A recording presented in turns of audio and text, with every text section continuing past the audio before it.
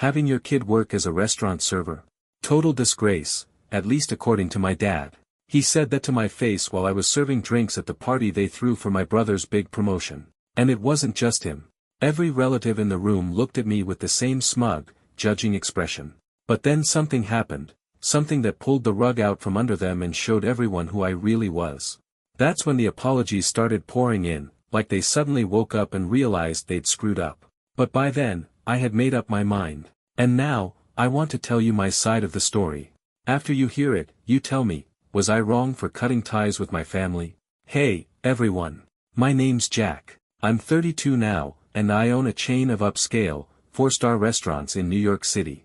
When people meet me, they usually assume I come from a warm, proud family that's been cheering me on from the sidelines. They figure my parents must be over the moon about how far I've come, especially considering I built everything from scratch. But honestly, that couldn't be further from the truth. My family never respected what I do.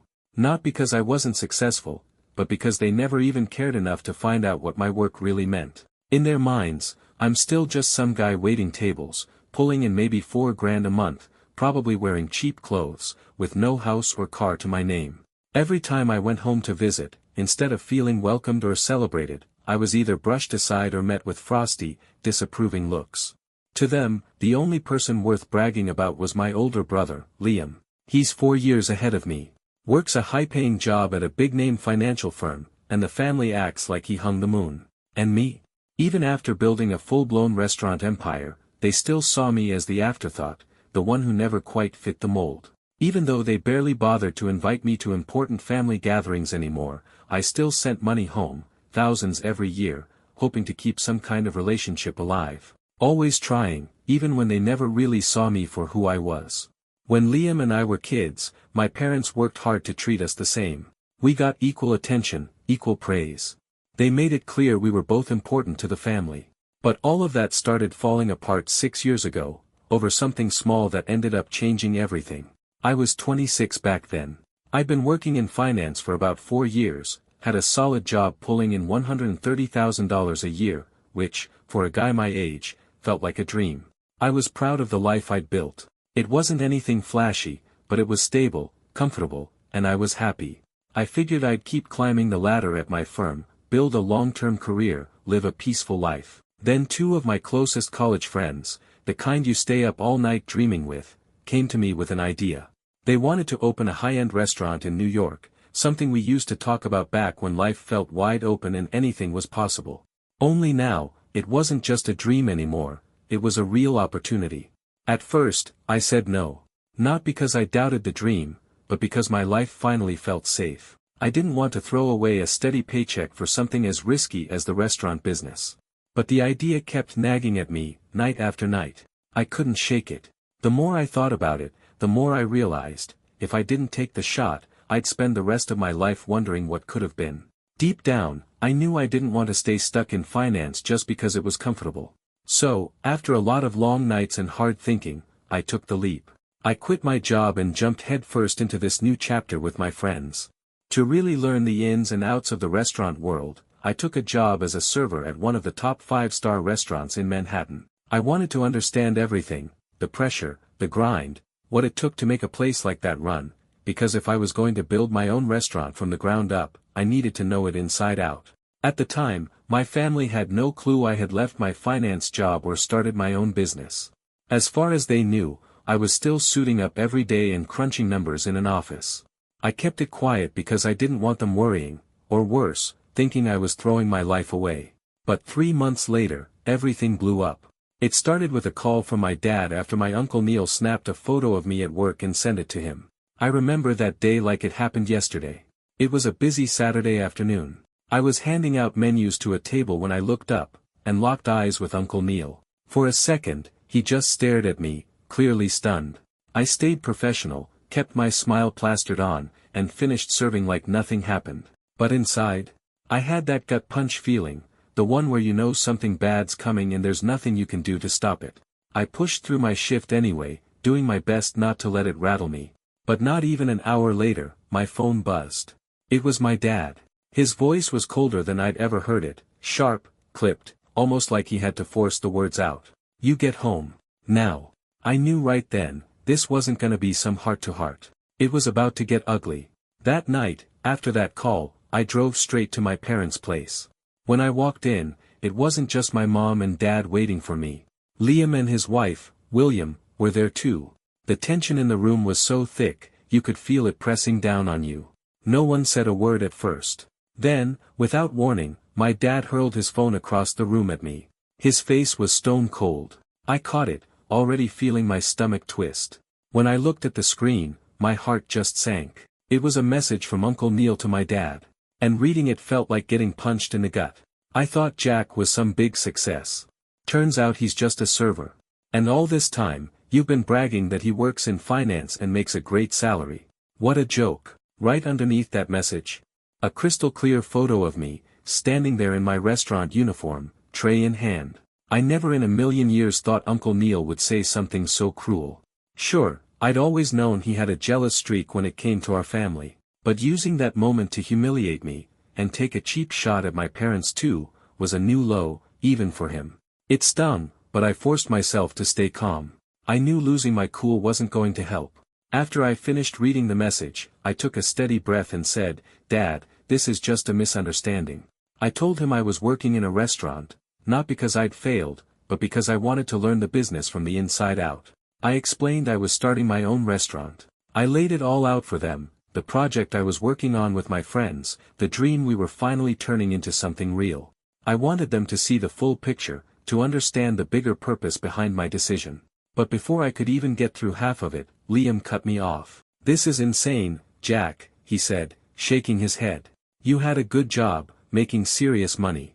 Why throw that away? You don't have to work in some restaurant to prove anything." And William, never one to hold back, chimed in right after him. "Jack, you're taking this way too far. You don't need to grind it out in a restaurant like that. It's just a waste of your time."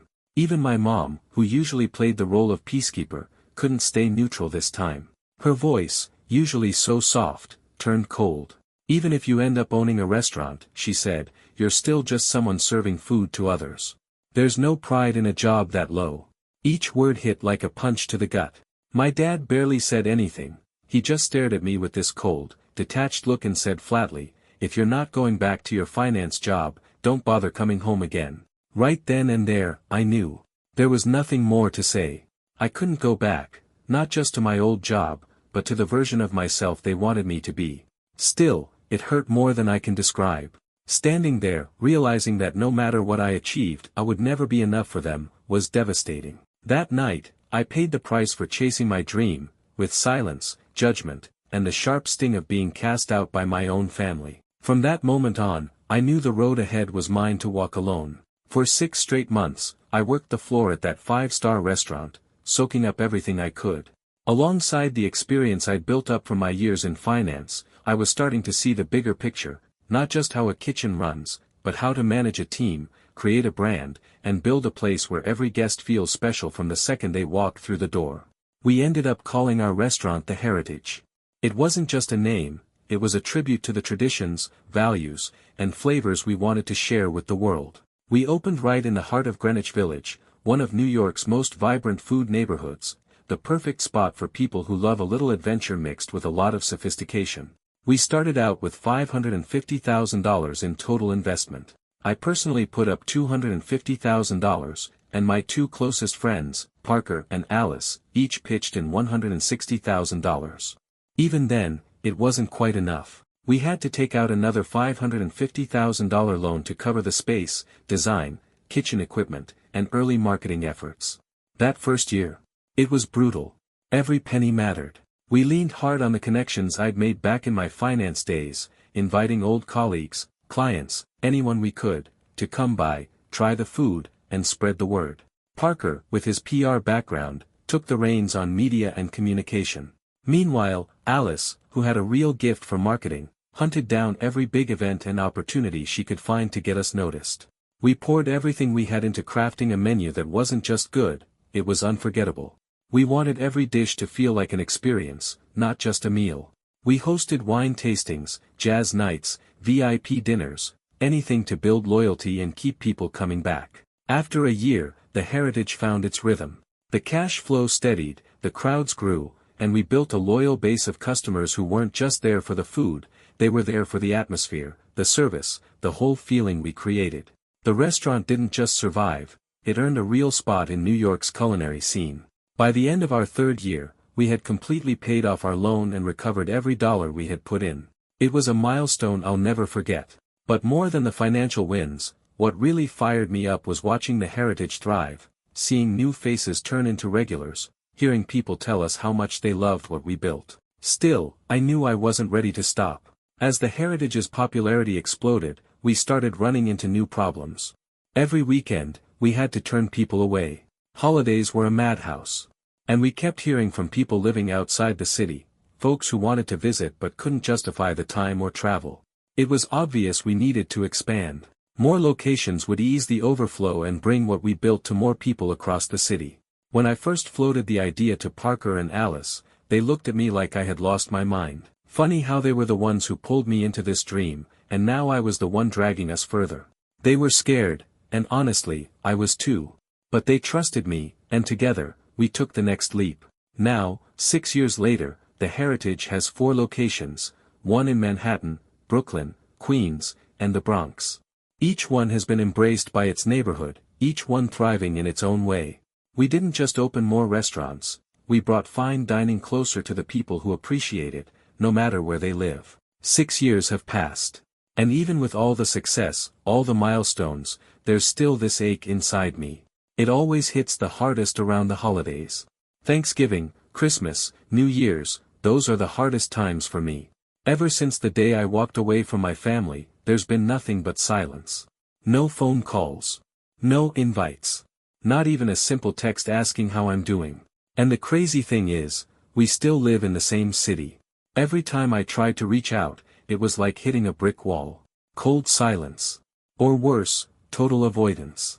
Like being seen with me would somehow embarrass them. They never said it outright, but I could feel it. Every time I made an effort. Whether it was inviting them out for dinner or just checking in with a simple message, it was always the same, silence. Or maybe, if I was lucky, a stiff, polite shrug. I still remember scrolling through social media during the holidays, seeing photo after photo of them, all together. Smiling. Laughing. And there I was, sitting alone. Wondering if, even for a second, they thought about me. And yet, even through all of that, I kept sending my parents close to $12,000 every year. Somewhere deep down, I guess I kept hoping they'd see me. That one day, they'd realize what I had built. That they'd finally recognize that I didn't just survive, I succeeded. Not just any kind of success either. The kind you're supposed to be proud of. Sometimes I'd try to convince myself I was doing the right thing, keeping the relationship alive from a distance. Telling myself that love was about persistence, even if it wasn't returned. But the truth hit the hardest during the holidays, when the whole world felt a little warmer, a little closer. That empty space where my family should have been never really went away. Even knowing nothing had changed, I kept sending money. Clinging to the hope that maybe, someday, they'd finally see me, not as the son they brushed aside, but as a man who built something real with his own 2 hands. But all of that, the hope, the waiting, the quiet heartbreak, changed 3 months ago. It started when something serious went down at one of our restaurants. And from that moment forward, I finally understood. I didn't need them. I never did. Without them, I hadn't just gotten by, I had thrived. It was a weekend, and I was doing one of my usual surprise visits to our Brooklyn location. I do that a lot, just show up without warning, to make sure everything's running the way it should and to stay connected with our regulars. I've always believed you can't maintain high standards in a restaurant unless you're willing to be there, seeing it firsthand. You have to stay close to the heartbeat of it. While I was in the kitchen checking on things, one of the servers rushed in, talking fast. He told the manager that a staff member had accidentally spilled wine on a guest, and that the guest was furious. The manager immediately moved to handle it, but I stopped him with a calm hand and said, "I'll go with you." When we stepped into the VIP section, I froze.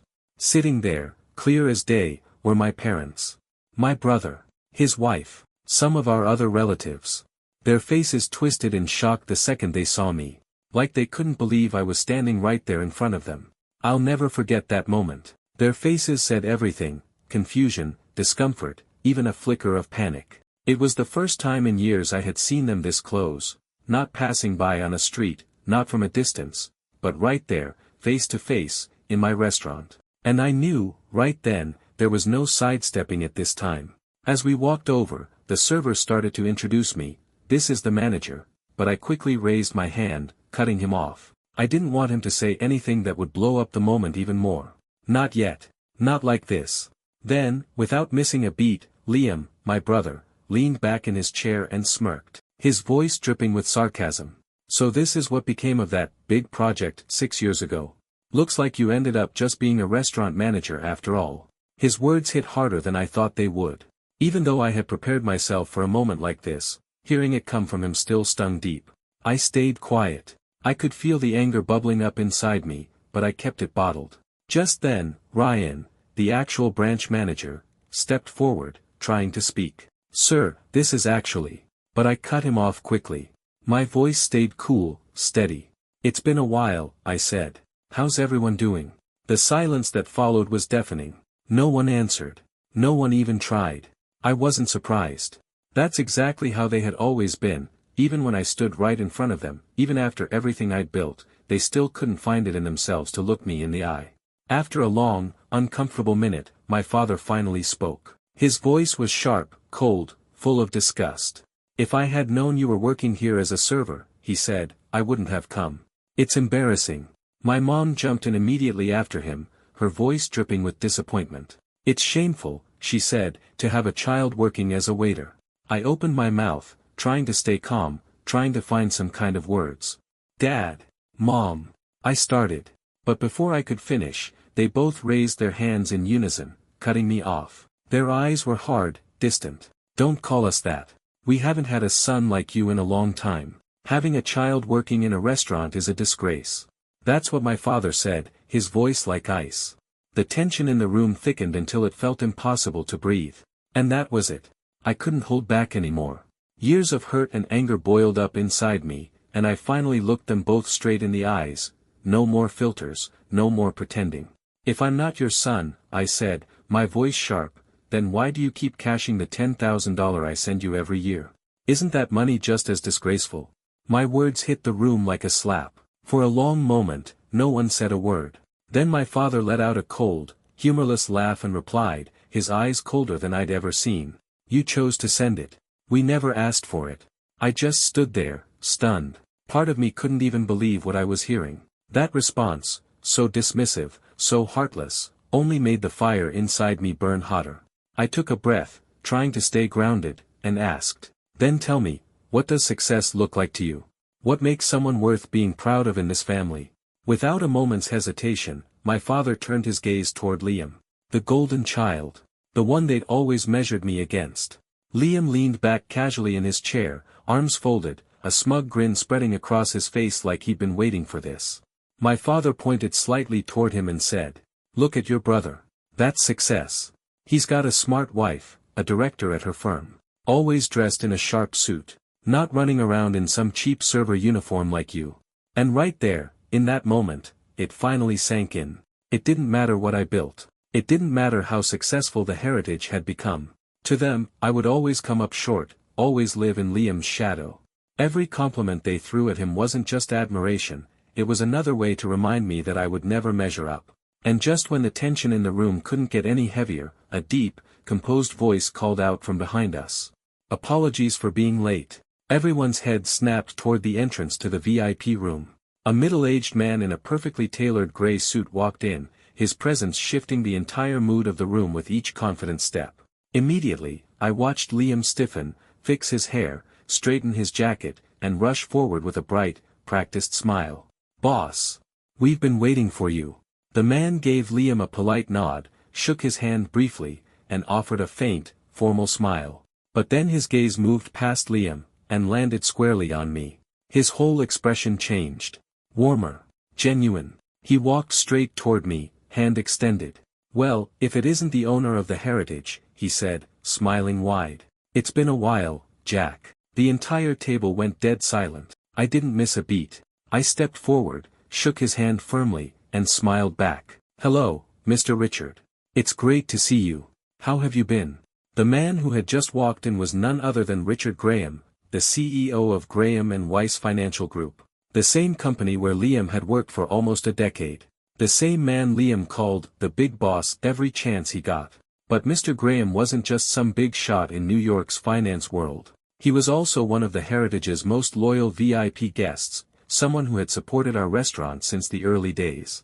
After our greeting, Mr. Graham looked around the table, picking up on the thick, uncomfortable air. His brows furrowed slightly as he turned back to me.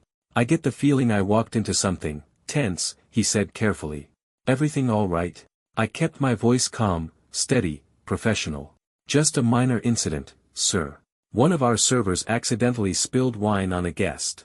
We've already apologized and handled it." Right on cue, William, who had been making a scene just moments earlier, demanding apologies and compensation, suddenly changed her tune. She plastered on a bright, fake smile and waved her hand like nothing had happened. "Oh no," she said, laughing awkwardly. "It's nothing serious. Just a small accident. I already agreed to let it go," William said, her voice all soft and sweet now. "I didn't say a word. I didn't need to. I could see it, clear as day." She was trying to save face, scrambling now that she realized who she was really dealing with. "But I didn't call her out. I didn't have to. Because in that moment, everyone saw it. The mask slipped. The truth was out for everyone to see, who really held their place and who didn't." After that unexpected introduction, I slipped quietly back into my office, leaving the awkward party behind me. I figured that would be the end of it, just a little scene, a moment of truth, and nothing more. But I was wrong. A little while later, as I was going over reports in the back, one of my staff came rushing up, knocking on my door. "Jack," he said, breathless, "they're asking for you outside. They said they need to talk to you." I sighed, already knowing I wasn't going to like whatever came next. The shift in energy was obvious the second I stepped back toward the front register. All the faces that had been cold and cutting just an hour earlier were now smiling, too wide, too fake, too forced. William was the first to speak, her voice syrupy and overly pleasant. "Jack, about that little incident earlier. Really, it was nothing. I wasn't upset at all. Accidents happen, right?" One of my relatives jumped in, laughing awkwardly. "We were just saying how proud we are of you. You've done an amazing job. This restaurant is truly top class. Your parents must be so proud." Before I could even open my mouth, my father cut in. His tone light, but underneath, it was clearly a demand dressed up as a suggestion. "About tonight's meal, you should comp it for the family. After all, we're kin." Then, like it was rehearsed, Liam stepped forward, puffing up his chest like he was giving a boardroom presentation. "And you should set me up with a VIP card," he added, grinning. "Top tier, of course. After tonight, I could bring in a lot of new clients for you. Would be good for business." He leaned in slightly, lowering his voice like he was offering me some incredible deal.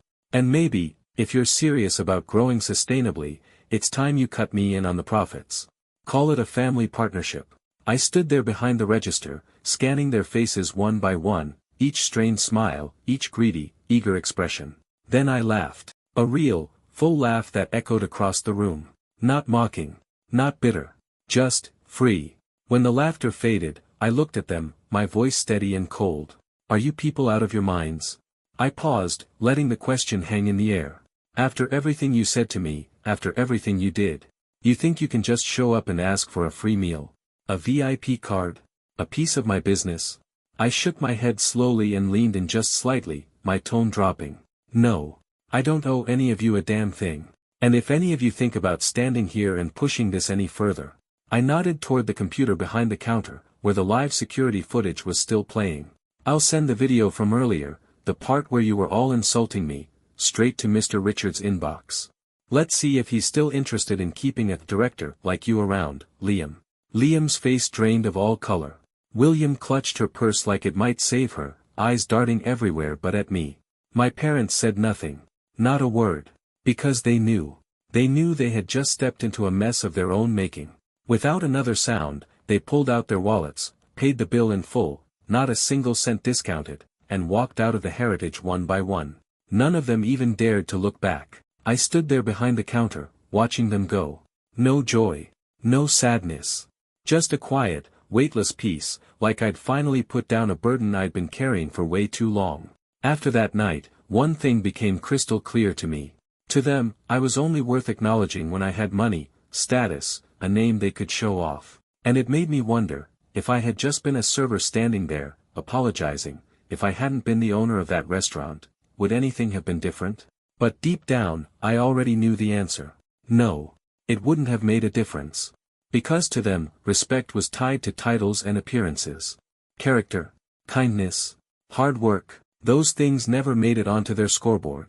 And after everything, I finally understood something that took me years to see. Real family, real love, doesn't care if you're a CEO or a server. It doesn't care if you're rich or just getting by. Real family respects you, believes in you, welcomes you home, no matter what. I didn't have that. But you know what? I've learned how to build it myself. I've built a family rooted in respect, empathy, and genuine connection, people who see me, not just my title. And if you're hearing this, if you've ever been belittled, compared, made to feel like you'll never be good enough by the people who were supposed to love you the most, then hear this. Live by your own values. Don't chase someone else's approval at the cost of your own peace. Because real love, the kind that matters, never demands that you prove yourself to earn it. And my story? It didn't end there. About a month after that night, my father called. I saw his name light up my phone screen, and I let it ring out. A few minutes later, my mother called too. Same thing. No answer. Then came the message. Next week is Mom's birthday. Come home, okay? Everyone's hoping you'll be there. I sat there, just staring at the screen, reading the words over and over. I didn't feel angry. I didn't feel happy either. I just had one question echoing in my mind. Do they really want me back? Or do they just remember I have money now? Status? Influence? I didn't reply. And I didn't go. But I did send something. A luxury jewelry set, worth about $2,200, delivered straight to my mother's doorstep on the morning of her birthday. Tucked inside was a simple, clear message. I stopped being your son 6 years ago. This is my last gift. I hope you'll cherish it. No anger. No bitterness. Just a quiet goodbye, as soft and final as a sigh. After that, I cut off every form of contact. Blocked their numbers. Deleted them from my social media. No more waiting. No more hoping. I had given them everything I could. But the one thing I needed most, their love, their acceptance, never came. And sometimes, letting go is the only way left. The only way to protect the last shred of dignity a child can hold on to. It's been 3 months since that day. I thought that would be it. I thought we'd all finally move on. Go our separate ways. But I was wrong. Every few weeks, my parents, Liam, William, even some extended relatives, started showing up at the Brooklyn branch of the Heritage. Asking around, trying to see if I was there. But I had already given clear instructions to my staff. If they show up, tell them I'm not here. I'm not hiding. I just don't want to face them anymore. Some relatives must have gotten the full story from my parents, because now the messages have started rolling in. Accusing me of being cold. Ungrateful. But then there were others, real friends, people who had seen the whole thing unfold from the start, who told me I did the right thing. That I finally stood up for myself. That I set the boundaries I should have set a long time ago. And you know what? I hear both sides. But honestly, I don't care about anyone's judgment anymore. Because now, for the first time in a long time, I'm living for me. I don't know what the future holds. I don't know if I'll ever sit at a table with them again. I don't know if forgiveness will come. Or if I even want it to. That's up to fate. All I know right now is this. I'm tired. And sometimes, that kind of tired doesn't need an explanation. It just needs you to stop looking back.